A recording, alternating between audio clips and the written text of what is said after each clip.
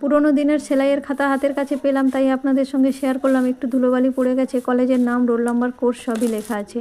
এই যে দেখুন, এটি হচ্ছে কলার, চাইনিজ কলার স্কোয়ার, চাইনিজ কলার রাউন্ড।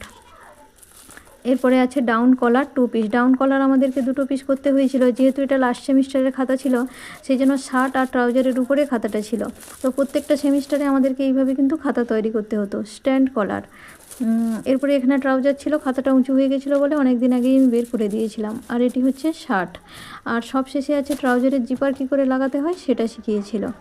তো প্রত্যেকটা সেমিস্টারে আমাদের কিন্তু এইভাবেই খাতা তৈরি করতে হতো। এটি যেহেতু লাস্ট সেমিস্টারের খাতা, তাই আমার কাছে থেকে গেছে। আগের খাতাগুলো বাবার বাড়িতেই আছে, অনেকগুলো খাতাই এরকম আমাদের করতে হতো।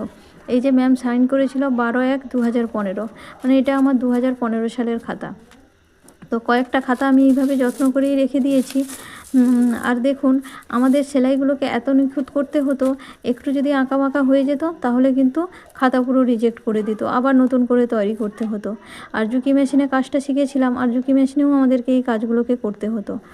তো কেমন হয়েছে অবশ্যই কমেন্ট করে জানাবেন।